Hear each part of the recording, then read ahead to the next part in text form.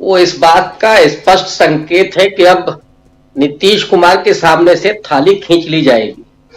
ये दही दही चूड़ा वाला ही मामला नहीं है।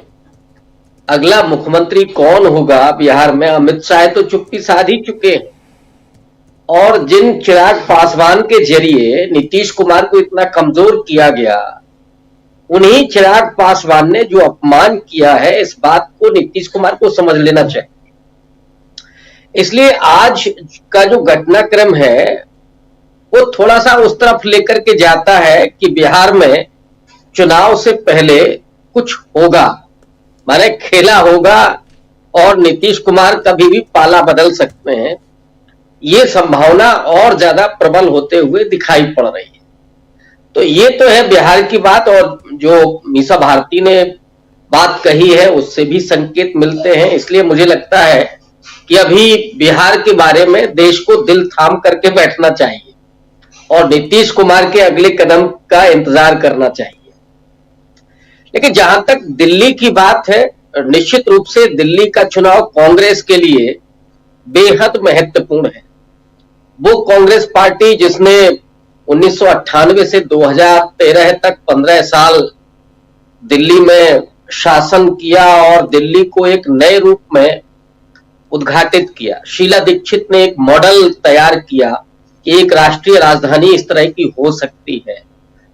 सड़कें, वहां के इंफ्रास्ट्रक्चर, कॉलेज, स्कूल से लेकर के और दूसरी चीजें, यातायात के साधन सुलभ करना, ये सब कुछ शीला दीक्षित ने किया था। और खास करके हरियाली जो दिल्ली में देखी गई है कि पॉल्यूशन को कैसे कंट्रोल करना है, जो इस समय सबसे खराब परिस्थिति है, तो उस चैलेंज को भी शीला दीक्षित ने काफी पहले महसूस कर लिया था। तो एक ऐसी महिला जिसमें विजन है और दिल्ली को ऐसा स्वरूप देना कि जिसमें लोगों की सेहत भी दुरुस्त रहे और मस्तिष्क भी दुरुस्त रहे।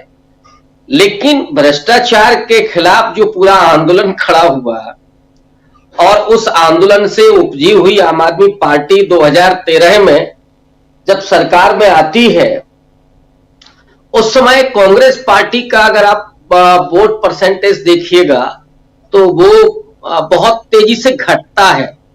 और अगले जो दो इलेक्शन होते हैं 2015 और 2020, उसने तो कांग्रेस पार्टी को एक तरह से कहिए कि आप जमीन पर ला करके खड़ा कर दिया। 2015 में जो कांग्रेस पार्टी का वोट परसेंटेज था वो 9.7% था और 2020 में 4.2%।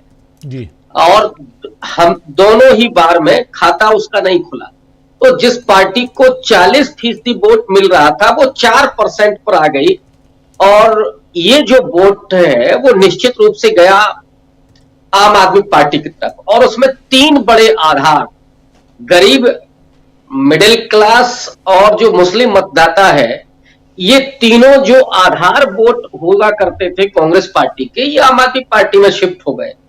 आज जो चुनौती है और मुझे लगता है कि परिस्थितियां भी कांग्रेस पार्टी के लिए अनुकूल हैं। एक तरफ तो राहुल गांधी की पिछली भारत जोड़ो यात्रा और उसके बाद जो माहौल बना समूचे देश में, राहुल गांधी सिर्फ सत्ता के लिए नहीं बल्कि मुझे लगता है एक बदलाव के प्रतीक बनकर के सामने आते हैं। एक ऐसी राजनीति जिसमें विनम्रता है, जिसमें विकास है और जिसमें दूरदृष्टि है, ये राहुल गांधी के उस पूरे उसमें दिखाई पड़ता है। एक ऐसा व्यक्ति जो हिंसा के खिलाफ, नफरत के खिलाफ संघर्ष करता है और मोहब्बत की दुकान खोलने की बात करता है। तो वो राहुल गांधी जो आज पूरे देश में, सिर्फ दिल्ली की बात ही नहीं है, पूरे देश में उम्मीदों का एक केंद्र है।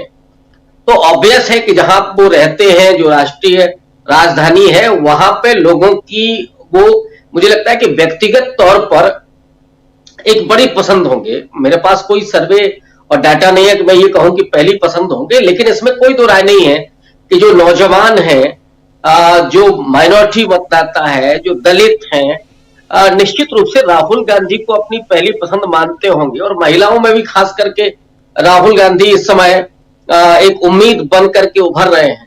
तो ये जो परिस्थितियां हैं, उन परिस्थितियों के बीच राहुल गांधी का जो कल का भाषण होता है, उसने भी संकेत किया कि राहुल गांधी आइडियोलॉजिकली अपने स्टैंड पर कायम है और जो भी उनके सामने आएगा, तो वो चाहे नरेंद्र मोदी हो या अरविंद केजरीवाल, और बहुत सही तरीके से उन्होंने अरविंद केजरीवाल को एक्सपोज किया कि वो अरविंद केजरीवाल जो जाति जनगणना पर कभी नहीं बोलते हैं, जो आरक्षण के मुद्दे पर कभी नहीं खड़े होते हैं, बल्कि अरविंद केजरीवाल तो आरक्षण के खिलाफ अपनी आंदोलन करके वो राजनीति में दाखिल होते हैं। वो है अरविंद केजरीवाल, वो व्यक्ति जो वही हिंदुत्व की राजनीति करते हैं। और गुजरात के समय जो उन्होंने नोट पर लक्ष्मी और गणेश की फोटो छापने की बात की थी, माने गांधी जी के सत्याग्रह के जरिए जो आदमी राजनीति में प्रवेश करता है वही गांधी की फोटो को भी हटाता है, गांधी के मूल्यों को दरकिनार करता है और हिंदुत्व के पाले में जाकर के खेलने लगता है। और अब जो उन्होंने एक दिल्ली में जो एक ऑरा क्रिएट किया था, एक ऐसा प्रशासन देने का कि जिसमें भ्रष्टाचार नहीं है, वीआईपी कल्चर खत्म करने का जो वादा था, और एजुकेशन को लेकर के ये सारी भ्रष्टाचार खत्म करने को लेकर के जो वादे थे, मुझे लगता है कि वो अब एक्सपोज हो चुके हैं।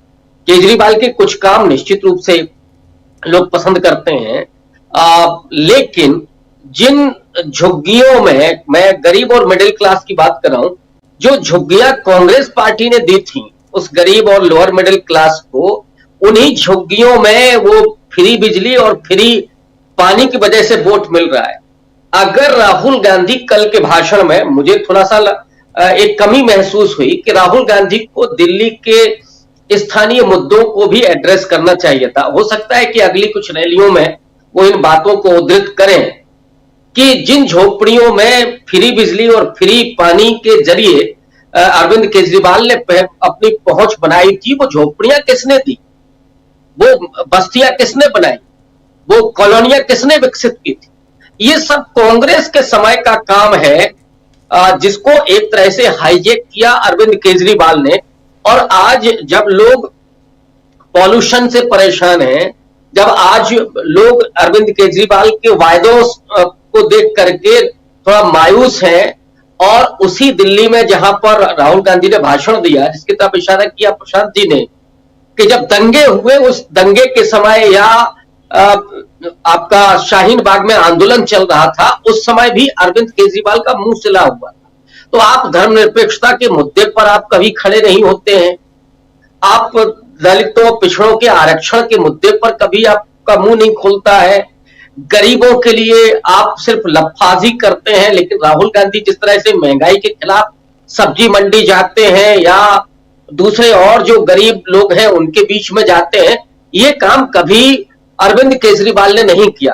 तो राहुल गांधी ने जो अपनी पहुंच बनाई है लोगों के बीच में, थोड़ा सा मुझे इस बात की एक तरह से अभी उम्मीद है कि राहुल गांधी उन स्थानीय मुद्दों को और ज्यादा उन्हें जगह देनी चाहिए, और ज्यादा दिल्ली के स्थानीय जो इश्यूज हैं उन पर अपनी बात रखनी चाहिए। और जो कांग्रेस पार्टी ने काम किया, देखिए जो ऊपर चीजें हैं वो हम लोगों को दिख रही हैं, हाईवे हो या मेट्रो हो, ये सारी चीजें दिखाई पड़ रही हैं, लेकिन असल में जो मतदाता है, जो गरीब मतदाता है, जिसको झुग्गियां मिली, जिसको झोपड़ियां मिली, जहां पर सड़कें छोटी छोटी बनी थी, जहां पे बिजली के खंभे पहुंच रहे थे, वह उन चीजों को भी रेखांकित करना चाहिए। और शीला दीक्षित के समय पर जो लोगों की सहूलियत के लिए काम हुए थे वो भी रेखांकित करने चाहिए, और फिर अपना फ्यूचर का एजेंडा इस पर बहुत स्पष्ट रूप से राहुल गांधी को बात करनी चाहिए, क्योंकि उनके जो प्रदेश अध्यक्ष हैं या उनके जो नेता है वो जो बात कर रहे हैं उससे ज्यादा राहुल गांधी की आवाज को सुना जाता है। राहुल गांधी अगर उस बात को कहेंगे तो हम लोग भी उस पर डिस्कस करेंगे। तो इसकी जरूरत महसूस की जा रही है, चुनौती बड़ी है, क्योंकि 4.25% वोट से आपको ऊपर जाना है। लेकिन इसमें कोई दो राय नहीं है कि राहुल गांधी की बड़ी मजबूत एंट्री हुई है दिल्ली के चुनाव में। मैं ये, चूंकि मैं लखनऊ में बैठा हूं, मैं ये नहीं कह सकता कि वहां के जो लोकल हालात क्या है और कांग्रेस पार्टी को कितनी बढ़त मिल सकती है।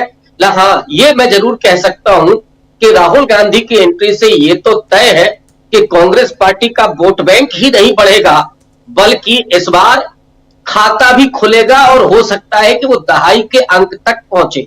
और अगर दहाई के अंक तक कांग्रेस पार्टी पहुंचती है तो निश्चित रूप से बीजेपी की भी चूलें हिलेंगी और अरविंद केजरीवाल को भी समझ में आएगा कि केवल हम इंडिया अलायंस की बात करके और जब हमारी मनमानी हमेशा चलेगी, कांग्रेस पार्टी को हम यूं ही लेंगे और कांग्रेस पार्टी केवल इस दबाव में रहेगी कि नहीं इंडिया अलायंस बचा के रखना है, तो खैर उनको भी समझ में आएगा और कांग्रेस पार्टी को एक ऑफेंसिव पॉलिटिक्स करने की जरूरत है। वो न सिर्फ इंडिया अलायंस के साथ और बल्कि मुझे लगता है कि फ्रंट फुट पर खेलने की जरूरत है। आज जब राहुल गांधी समूची पूरे राजनीतिक माहौल में अकेले व्यक्ति हैं जो कहीं भी खड़े होते हैं, स्ट्रगल करते हैं, धक्के खाते हैं और कोई उस वक्त नहीं होता है, तो फिर क्यों नहीं उस पार्टी को अपनी तरफ से पूरा मजबूती के साथ चुनाव लड़ने की जरूरत हो। और लोग इस बात को मुझे लगता है कि उम्मीद भी लगा रहे हैं कि कांग्रेस पार्टी इस तरह से सामने आएगी, तो वो एक माहौल है और उस माहौल में राहुल गांधी को हाँ, लेकिन ये जरूर है कि आपको संगठन पे काम करना होगा। जो आप बात कह रहे हैं रिजर्वेशन की, भागीदारी की, वो आपके पार्टी में भी दिखनी चाहिए। ये तो आपको करना ही पड़ेगा। तो निश्चित रूप से कांग्रेस पार्टी को, जैसे मैं उत्तर प्रदेश में हूं तो उत्तर प्रदेश में अगर ये चीजें होती हैं तो लोग चाहते हैं कांग्रेस पार्टी को, वैसे ही मुझे लगता है कि हर राज्य में परिस्थितियां हैं तो कांग्रेस के प्रति लोग उम्मीद से देख रहे हैं।